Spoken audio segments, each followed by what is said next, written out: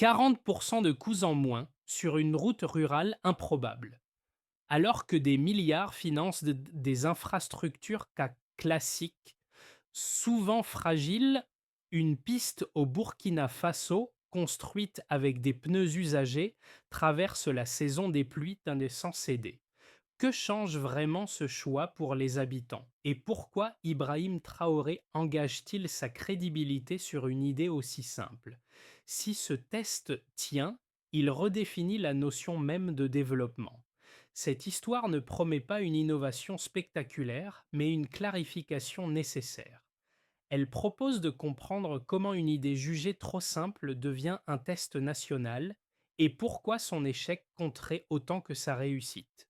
Le bénéfice pour le spectateur est direct. Saisir en quelques minutes ce qui distingue une solution symbolique d'une solution réellement durable. L'enjeu est d'abord concret. Au Burkina Faso, des routes rurales impraticables pendant la saison des pluies coupent l'accès aux écoles, aux marchés et aux centres de santé. Chaque année, ce blocage transforme la mobilité en coût social. Face à ce problème, les méthodes classiques mobilisent les gens des financements lourds, souvent dépendants d'acteurs extérieurs, sans toujours garantir la durabilité. Le pari porté par Ibrahim Traoré inverse la logique habituelle. Utiliser des pneus usagés, impliquer les communautés locales, réduire les coûts. Chaque choix déplace le centre de gravité du projet. Mais le risque est réel. Si l'initiative échoue, elle peut renforcer le scepticisme, discréditer les approches locales et refermer la porte à d'autres alternatives.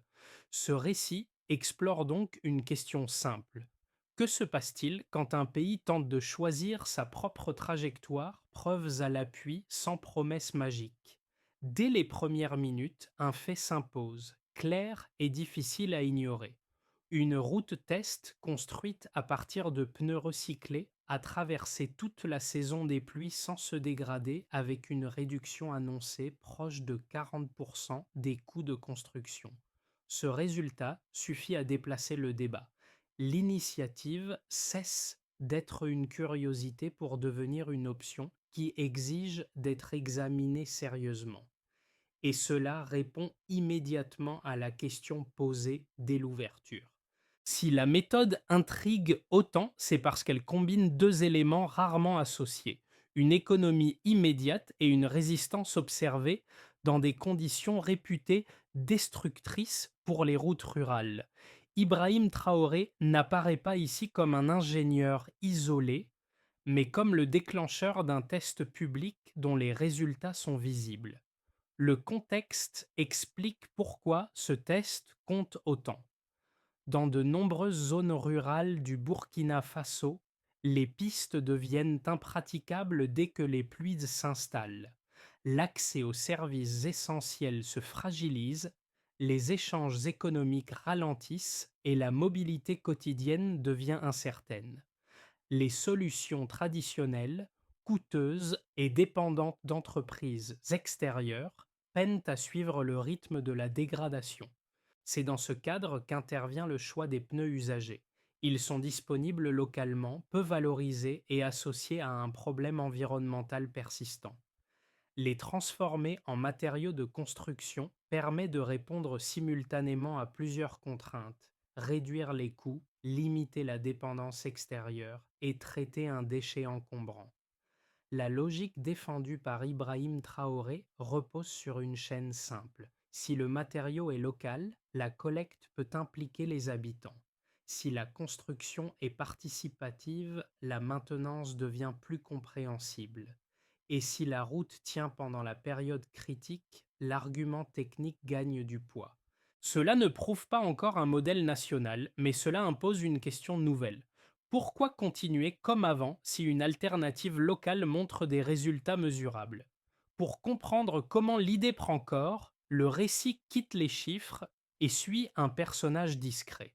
Dans un village de l'est du Burkina Faso, un chef d'équipe local coordonne la collecte et la préparation des pneus.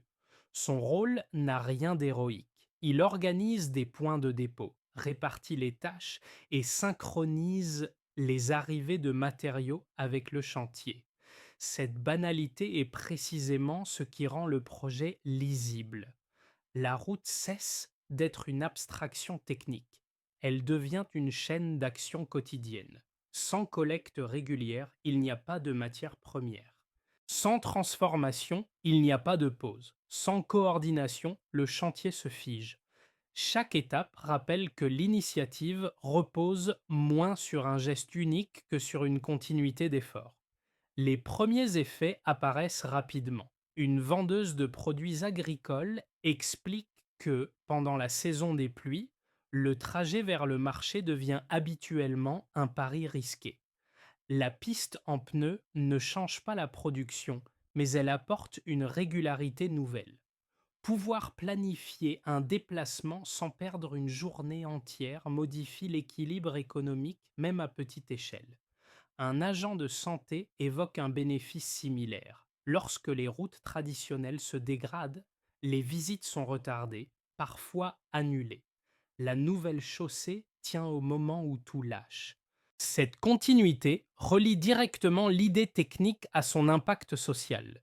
Dans ses récits, Ibrahim Traoré reste en arrière-plan. Il apparaît moins comme un décideur lointain que comme celui qui pousse une logique d'implication locale. La route devient alors plus qu'un ouvrage. Elle incarne une preuve précoce, fragile, mais tangible, que l'autonomie commence souvent par des gestes ordinaires. Avant, les pistes se rompaient dès que les pluies arrivaient. Après, une section test tient et oblige à revoir l'évidence. Ce basculement ne se produit pas en un jour. Il résulte d'une succession d'étapes où l'idée se transforme progressivement en épreuve publique, observée, commentée, puis discutée. L'activation commence par un geste simple: transformer un déchet en ressource. Des pneus usagés, jusque-là promis à l'abandon ou à la combustion, deviennent l'objet d'une collecte organisée. Des points de dépôt sont installés. Des équipes locales sont mobilisées.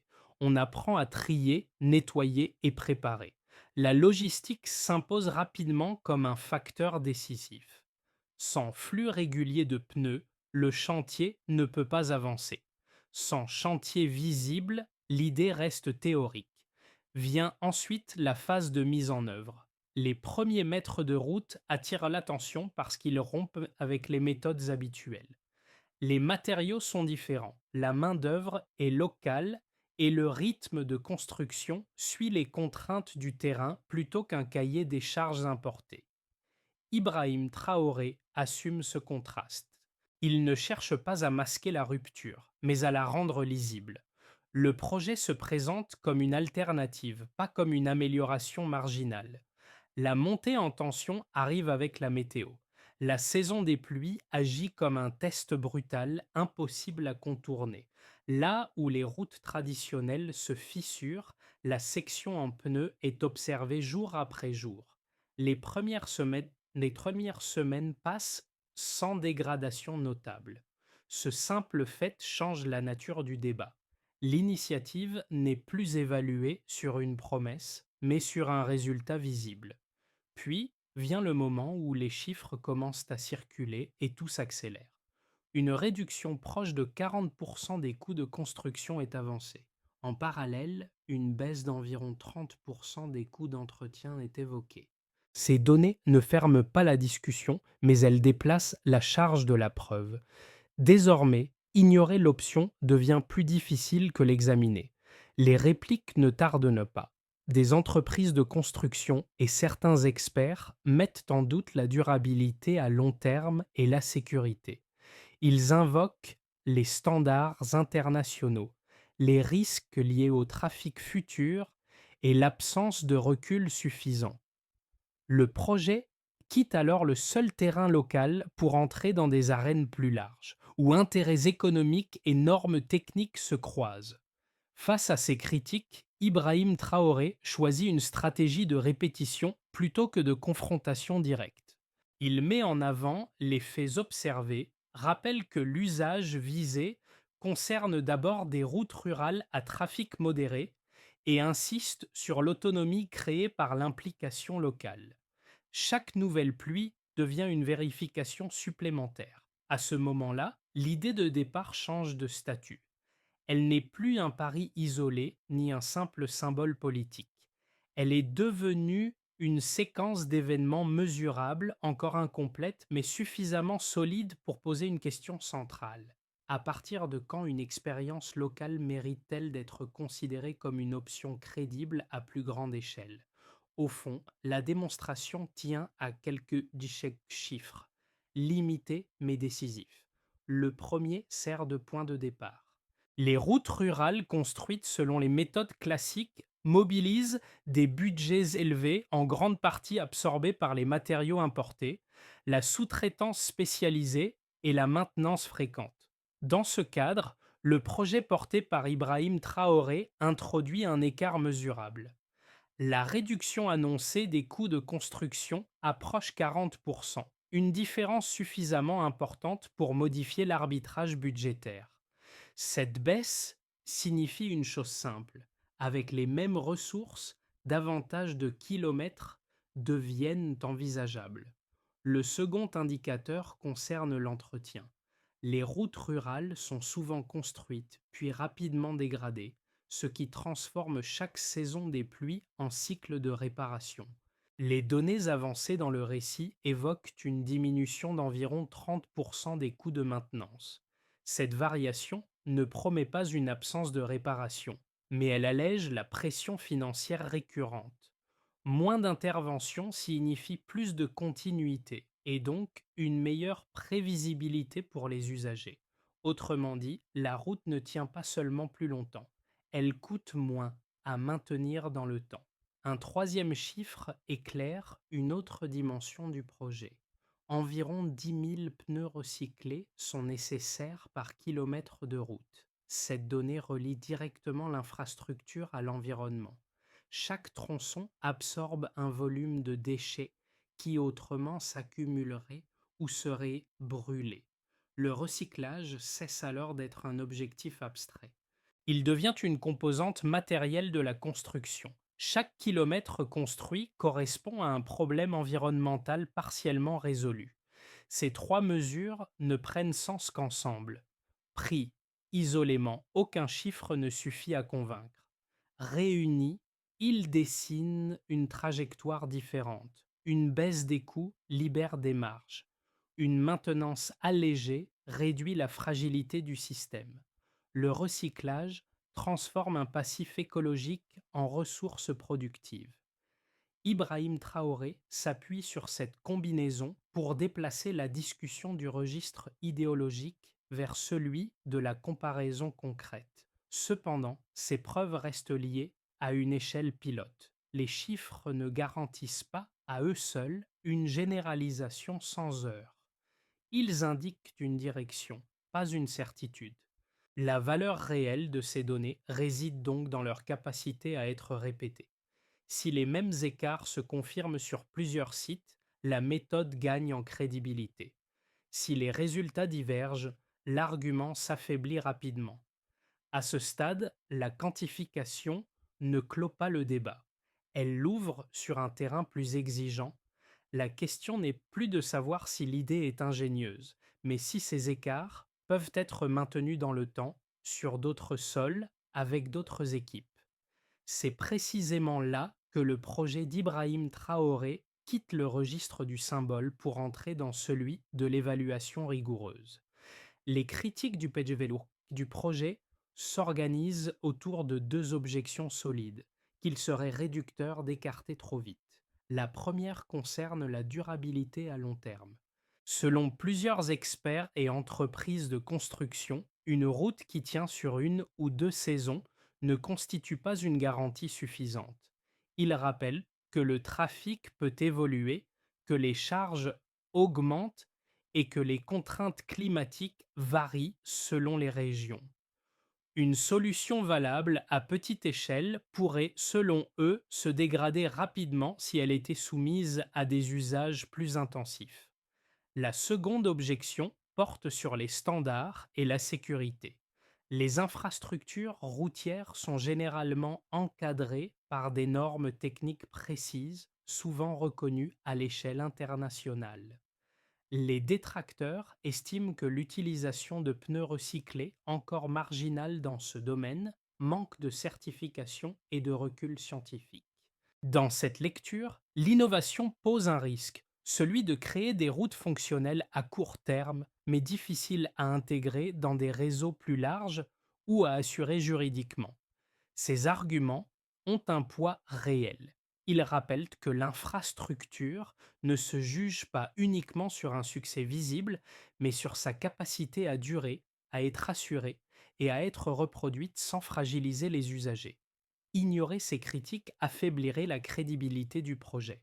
La réponse avancée par Ibrahim Traoré s'appuie toutefois sur un cadrage précis. Le projet ne vise pas, à ce stade, les axes à trafic lourd ni les réseaux nationaux complexes. Il cible des routes rurales, où la priorité est la praticabilité pendant la saison des pluies. Dans ce contexte, la comparaison pertinente n'est pas une autoroute internationale, mais une piste traditionnelle qui se dégrade rapidement. De plus, les faits observés servent de point d'appui.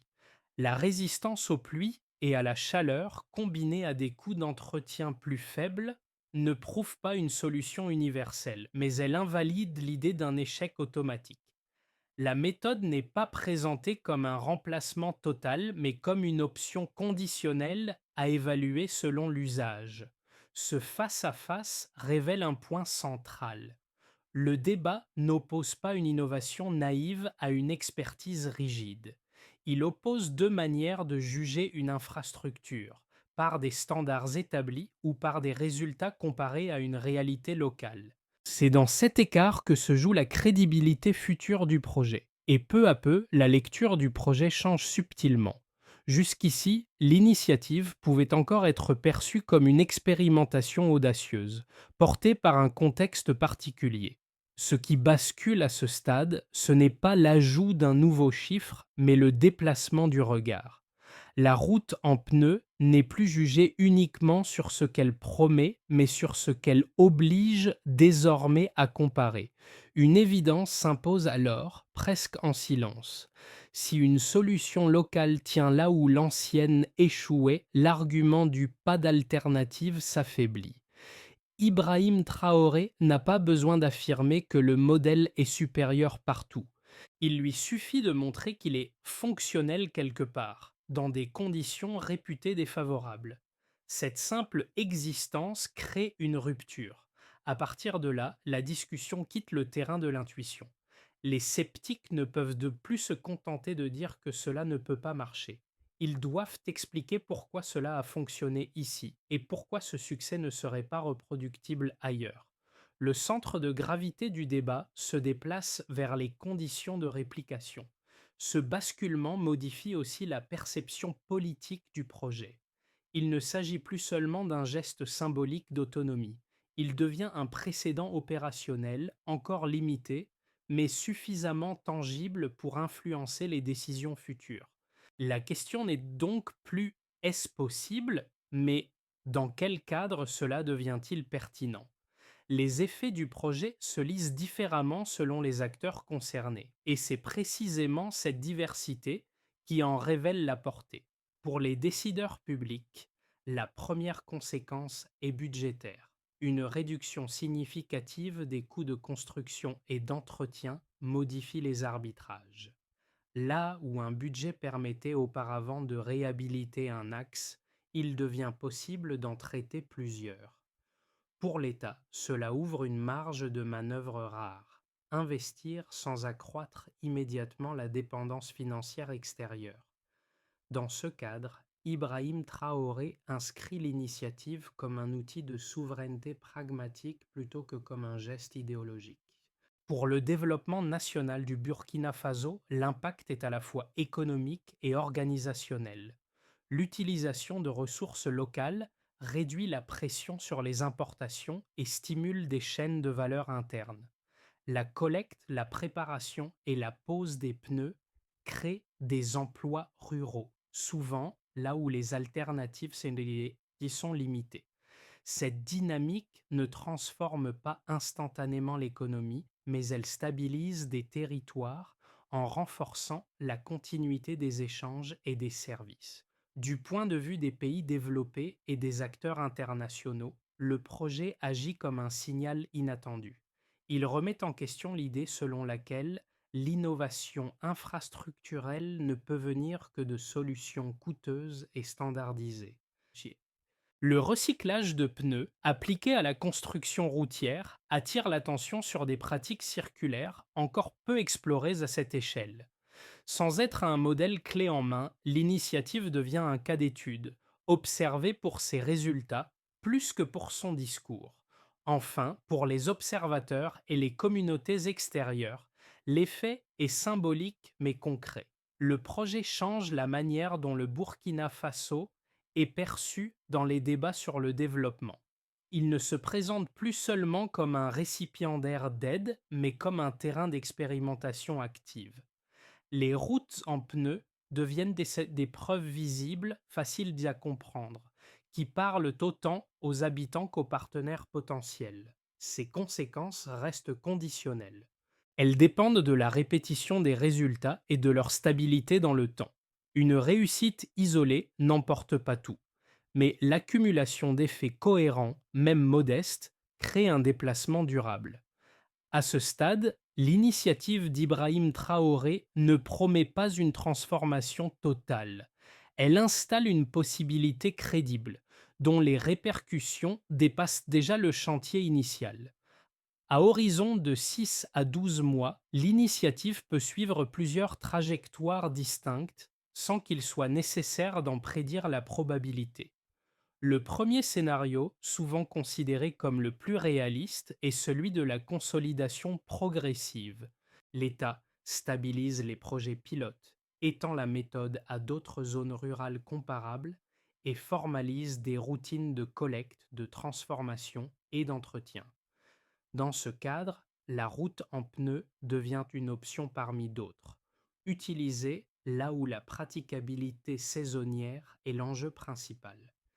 Ibrahim Traoré gagne alors du temps politique, non pas en promettant une rupture totale, mais en accumulant des preuves cohérentes. Un scénario plus optimiste repose sur un effet d'entraînement rapide. Les résultats observés suscitent une adhésion locale forte et attirent une attention internationale accrue. Des centres de recyclage se multiplient, les formations s'élargissent et l'emploi rural se renforce. Les économies réalisées sur les coûts de construction et d'entretien dégagent des marges pour réinvestir dans d'autres services essentiels. Dans cette hypothèse, le projet dépasse le stade expérimental et commence à influencer la manière dont l'infrastructure est pensée au-delà du Burkina Faso. A l'inverse, un scénario pessimiste ne peut être écarté. Les critiques techniques s'intensifient, les obstacles logistiques se multiplient et une défaillance visible fragilise la confiance. Une collecte insuffisante, une mauvaise coordination ou un incident isolé suffisent à ralentir l'expansion. Le projet reste alors cantonné à quelques régions et l'initiative perd de son pouvoir de démonstration. Quel que soit le chemin emprunté, une recommandation méthodologique s'impose. L'initiative doit être jugée sur l'ensemble de la chaîne et non sur un symbole unique. Si chaque maillon tient, la promesse reste crédible. Si l'un d'eux cède, le récit s'effondre rapidement. C'est sur cette cohérence, plus que sur l'effet d'annonce, que se jouera l'avenir du projet porté par Ibrahim Traoré. À ce stade, le projet cesse d'être une suite d'arguments techniques pour se traduire en effets perceptibles dans la vie quotidienne. Pour le spectateur, l'impact ne se mesure pas en kilomètres construits, mais en temps gagné ou perdu. Quand une route reste praticable pendant la saison des pluies, la première conséquence est la régularité. Les déplacements cessent d'être soumis à l'incertitude permanente de la météo. Dans les zones rurales, cette continuité modifie des gestes simples. Une famille peut planifier une consultation médicale sans repousser la décision de semaine en semaine. Un élève peut rejoindre l'école sans dépendre de l'état de la piste. Un petit commerçant peut transporter sa production au moment opportun, au lieu d'attendre que la route sèche. Aucun de ces effets n'est spectaculaire pris isolément, mais leur accumulation pèse lourd dans une économie fragile. Le récit met aussi en lumière un impact moins visible, la relation au développement lui-même. Lorsque les habitants participent à la collecte et à la mise en œuvre, ils comprennent la logique de l'ouvrage. La route n'est plus perçue comme une infrastructure imposée, mais comme un résultat collectif. Cette appropriation change la manière dont une communauté parle de maintenance, de responsabilité et de durabilité. Pour le spectateur extérieur, cette histoire invite à un déplacement de regard. Elle suggère de distinguer une réussite symbolique d'une réussite opérationnelle. Une image peut convaincre un instant. Une méthode qui se répète, se répare et se transmet convainc dans la durée. L'impact réel du projet se situe précisément là. Il ne demande pas d'adhérer à une vision héroïque, mais d'observer comment des choix techniques se traduisent en effets concrets. C'est cette traduction du concept vers le geste ordinaire qui rend l'initiative intelligible bien au-delà du chantier. Pour que l'initiative dépasse le stade du pilote, une trajectoire opérationnelle claire s'impose. La première étape concerne la structuration de la collecte. Des centres régionaux doivent être identifiés et stabilisés afin d'assurer un flux régulier de pneus usagés. Sans cette base logistique, la méthode reste vulnérable aux ruptures d'approvisionnement. L'objectif n'est pas la centralisation, mais la répétition de points fonctionnels proches des zones rurales concernées. La deuxième étape porte sur la formation. Les équipes locales doivent maîtriser des techniques spécifiques depuis la préparation des matériaux jusqu'à la pose et à l'entretien. Cette montée en compétences conditionne la qualité des ouvrages et leur durabilité. Elle permet aussi de réduire la dépendance à des expertises extérieures, un point central dans la logique défendue par Ibrahim Traoré. Vient ensuite le cadre de gouvernance. Des règles simples de qualité, d'inspection et de maintenance doivent être établies. Elles ne visent pas à reproduire des normes lourdes, mais à garantir une cohérence minimale entre les chantiers. Ce cadre sert de référence commune autant pour les équipes que pour les décideurs. La quatrième étape concerne l'évaluation. Chaque tronçon doit être suivi dans le temps avec des indicateurs limités mais pertinents. Praticabilité, fréquence des réparations, coût réel. Ces données permettent d'ajuster la méthode sans la figer. Enfin, la diffusion des résultats devient stratégique. Partager ce qui fonctionne, mais aussi ce qui échoue, conditionne la crédibilité de l'ensemble. À ce stade, le projet n'a pas besoin d'un récit triomphal. Il a besoin d'un apprentissage collectif continu. C'est sur cette discipline, plus que sur l'effet d'annonce, que peut se construire une extension durable de l'approche portée par Ibrahim Traoré. Le récit peut alors revenir à une image simple, presque banale. Une route étroite construite sans machine spectaculaire traversant un village après la saison des pluies. Rien n'indique au premier regard qu'elle incarne une rupture. Et pourtant, c'est précisément cette normalité qui fait sens. Elle montre que le changement ne passe pas toujours par des infrastructures monumentales, mais par des solutions capables de s'inscrire dans le quotidien.